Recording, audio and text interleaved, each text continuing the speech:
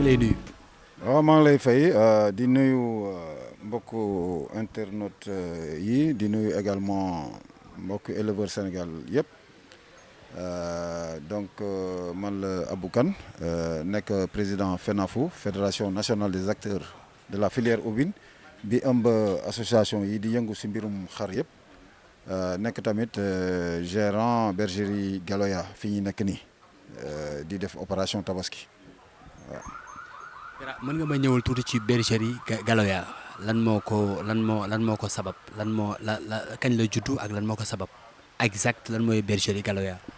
waaw bergerie Galoya c'est une longue histoire parce que bergerie la bi nga xam ne maa ngi ko créé en 1999 érigé ko nag Sicap Mbao mu nekk nag si loo xam ni résultat liggéey bu yàgg. parce que man dama judd rek judd si élevage fekk suma yaay di yar may toppatoo ay xaram noonu laa def màggaale si ba bi ma njëkkee liggéey suma xaalis bu ma njëkk am si élevage laa ko def waaw donc ba 99 nag ma ne bon jot na nag ma def élevage bi d'une manière professionnelle ci la créé bergerie bi commencé di si liggéey d'une manière professionnelle ba fu mu ne nii. commencé ñaata xar nga commencé woon. oh bon bi may commencé mun naa wax li ma commencé bëriwul parce que suma yaay moom mooy benn femelle suma grand frère may ma benn couple loolu laa démarré ñett yooyu laa démarré bon ba egg fi mu egg nii macha allah. loolu c'était ban année la loolu. oh loolu c'était en 99 maintenant opération tabaski bi nag bi ma demee ba 2005 laa commencé opération tabaski waaw boobu tamit bon ci laa commencé bokk naa fi. su ma ko njëkkul def tamit bokk naa ñu fi njëkk a def bâche génne xar def ko genre yi daal mun naa wax man maa ko commencé donc ci laa ne bon jot na ñuy def ay bâche VIP wane xar yi am na sa xar yi kenn xamu leen ñu bëri xamuñu leen donc mun nañ ñëw teg ay bâche defar suuf si defar affaire ba mu rafet nga xam ni nit ki mun na ñëw jënd xaram jóge birom ñëw xool jënd xaram. delluwaat birom te du tax te du xeeñ waaw donc loolu moo nekkoon idée bi def ko aussi si endroit bi nga xam ni nit ki su fay dem c'est accessible du am embouteillage et aussi su demee dina am parking ñoo gaare calmement def lu muy def dem ba pare dina am possibilité su ko buggee ñu gardel ko xaram ba saa yu koy jël si mu yóbbu ko ainsi de suite daal waaw donc idée boobu bu mu ko amee nag moo tax bi ma njëkkee def affaire bi man ak Gallo Thiel la woon. donc ñu ngi ko commencé def point E si 2 voies amitié yi ah. boobu bi mooy ñaata édition ngay participer ci préparation tabaski opération bi mooy 17e édition donc depuis 2005 ba léegi 17e édition. grand léegi wax nga ba tudd parking ba tudd place bi nga xamante ne day présentable ba ki nga xamante ne bu fi ñëwee dina am amour jënd xar waaye dina am amour xam ne fii dafa am sécuriser ak lépp grand organisation bu mel nii nan nga ko xalaate ak ñan nga ko àndal ba mu yegg fii nii. waaw bon organisation bi dem si ànd ak sumay frère ak sumay cousin ak ñii di liggéey bi yëpp personnel wu Galoya bi. donc ñoom laa si àndal te vraiment di si profito di leen di féliciter di leen di jaajëfal tamit parce que jàpp nañ si liggéey bi xëy na bu doon man kese affaire bi du egg fii mais ñoom dañ si jàpp gis ngeen su opération tabaski su ko opération bi commencé ñoom du ñu nelaw guddi du ñu nelaw bëccëg donc y a aussi sumay sponsor yoo xam ne aussi jàpp nañ si donc loolu yëpp daal. ak suma clients yi parce que bu dul woon suma clients yi tamit du toll fii di si profité nag di si rendre hommage kooku sax du suma client c'est un grand frère c'est un ami muy Baba Diaw bu Itok bu ferme Fapo moom depuis suma première année la ma découvrir mu jàppale ma ba fu ma toll nii chaque année day ñëw jënd fii lu bëri te depuis première année am na lu ma waxoon du ma ko fàtte mukk bi may commencé def ma ne booy li ngay def nii c'est très bien nit day am ambition lii dina doon lu rëy incha allah man sawar naa si jàppale ñu mel nii donc mu ma ne fi nga teg sa tànk foofu la continuer rek incha allah dina baax boobu bergerie bi demul woon fenn boobu opération tabaski boobu année boobu maa ngi commencé woon avec une trentaine de moutons juste 30 bon tey jii dépassé nañu 1000 moutons te ba tey jii muy continuer di jàppale di su day ñëw jënd fii ay xar yu bëri tabaski jënd fi ay géniteurs jënd fi ay femelles soutenir ma moralement et tout donc c'est l'occasion de lui rendre hommage donc moom wax su amee ñu si jàpp mun naa wax moom mooy numéro 1. ok grand wax nga ko léegi sa biir wax bi ngay tàmbali 30 moutons nga tàmbale woon tey yaa ngi ci 1000 moutons mais fii nu nekk nii grand ñaata mouton moo nekk fii parce que fii tamit aussi man jàppoon naa ni sax lii rek nga moom mais dañu gis ni côté bële ak côté bi yëpp suñu ginnaaw ay xar la ñaata mouton moo nekk fii nu nekk. bon à peu près 1 millier hein parce que ñun dañuy def à peu près au-delà de 1000 têtes quoi donc à peu près ay 1000 moo fi nekk quoi. ci wàllu sécurité lu ñëwaat ci nga gis ni jamono ji ni mu doy waar ak fi nga ko defee ci lieu bi donc ci wàllu sécurité naka ngeen nemmee bàyyi xel xar yi ci guddi geeg bëccëg beeg yëpp ndax dafa am ñuy monter wala lépp sécurité bi nan la demee. waaw sécurité bi moom dafa am agent de sécurité à part am na ñoo xam ne ay veilleurs de nuit la ñu ñoom guddi ba guddi la ñuy ñëw fii la ñuy nekk dañuy veiller rek duñ nelaw ñoom ñooy garder xar yi. boobaa tamit employé yi nekk fii yi nga xam ne c'est une quinzaine de personnes ñoom boobaa dañuy récupérer donc noonu la ñuy gérer sécurité bi quoi bëccëg bi nag comme il y a une quinzaine de personnes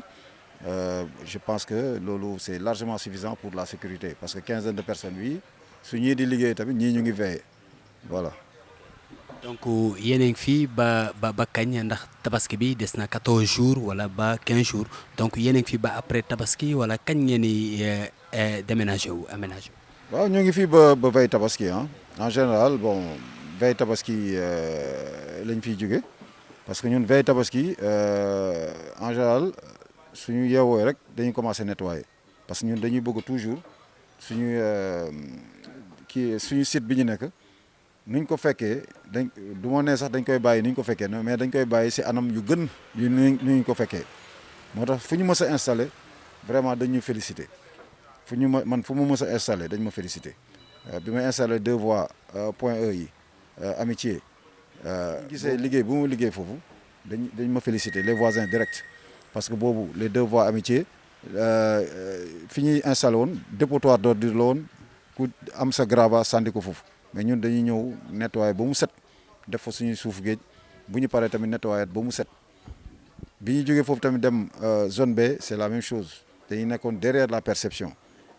mais foofu bëccëg sax pour nga jaar foofu problème la woon tellement dafa salte woon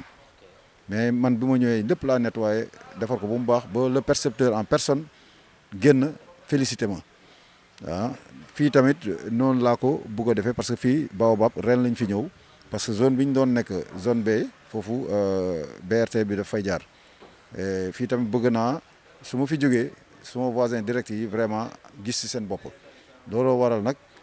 chaque fois veille tabaski ñun dañu fi nekk ba veille tabaski maintenant veille tabaski bi nag la ñuy toog fi nettoyer yëpp débarrasser yëpp su yëpp setee nag ci la ñuy soog a lal suñu bagage dem daal mais duñ fi nekk au-delà de la tabaski. ok grand léegi dañuy ñëw ci xar yi. da nga may wax ndax gis naa fi race bu ne gis naa fi façon xar bu ne donc li ma bëgg a xam mooy exact grand xar yi bi ci gën a yomb ci lu mu toll ci ay njëg. waaw fii xar bu fi gën a yomb 150 000 la parce que quand même ay xaru yer la ñuy def donc xaru yer moom xam nga mënul yomb parce que dañ koy xont dañ si def frais bu bëri donc bu si gën a yomb 150 000 la maintenant nag day dem ba au-delà de 1 million waaw. donc 1 million la yem quoi bi gën a cher 1 million la yem. non bi gën a cher yemul 1 million mais day passé 1 million voilà du ma mënu ma wax exactement fii la yem mais da koy passé day passé 1 million bi mais dans 150 000 lay démarrer ba après 1 million. d'accord léegi race yi façon raasu xar yi nga xamante ne am nga ko grand mu nekk fii laa bëggoon nga limal ma ci benn joxoñ ma leen quoi parce que tamit aussi xar yi dafa rafet grand. waaw fii la plupart. xam nga ñaari bâche la dafa am bâche bu nga xam ni xar yu moyen yi ñoo fa nekk ak bâche bu nga xam ni xar yu mag yi ñoo fa nekk bâche bii nga xam ni xar yu mag yi ñoo fi nekk soo xoolee pratiquement mun naa wax 90% yi ay laadum la ah waaw yii yëpp ay laadum la ah maintenant beneen bâche bi fële foofu yu si gën a bëri am na ay demi sang Touabert laadum métis Touabert laadum am na fa ay métis bali bali laadum am na fa ay Touabert pur sang mais aussi am na fa ay bali bali bëriwul mais am na fa donc race yooyu ñoo dajale foofu donc ñoo nekk fële les moutons moyens mais yëpp ay xaru yar la yëpp même régime bi la yëpp dañ leen yeew si biir kër jox leen aliment bu mu doy jox leen ngooñ bu mu doy di leen di faj di leen di déparasiter ak yëpp voilà donc ñoom ñëpp vraiment ils sont dans les mêmes conditions te même qualité de viande bi la. donc laadum yi am na ñoo xamante ni dañu choisir jënd laadum tey ku ñëw bëgg laadum bu ñëwee bu la waxee ni la man xar laa bëgg mais laadum laa bëgg fii nga koy indi quoi. ah bien sûr en général su nit su ñëwee ñoom ñooy def seen choix ñoom ñooy xool bu dee laadum la ñu bëgg wala beneen façon la ñu bëgg. am na si ñoo xamante ne kii xamuñu ay laadum ak ay yeneen femelle ak ay yooyu ñoom xar la ñu bëgg rek quoi. bien sûr la plupart ça c'est ça bon maintenant il se trouve que laadum race laadum moo gën a rëy mais la plupart du ñu sax laajte ban race ñoom dañuy gis xar bi mu neex leen mu am jëmm waxaale ko jënd ko maintenant suñu ko waxaale ba jënd ba pare sax lañuy lay laaj ban race la nga ne leen laadum la wala fekk ñoom xam nañ ko mais lu am solo ba am solo ku si nekk yow xam nga sa catégorie bi nga bëgg maintenant soo ñëwee boobu ngay viser mun na nekk laadum mun na nekk beneen race mais comme ni ma wax rek bu fekkee xar yu rëy en général laadum lay doon ñoom suñ ñëwee dañ koy waxaale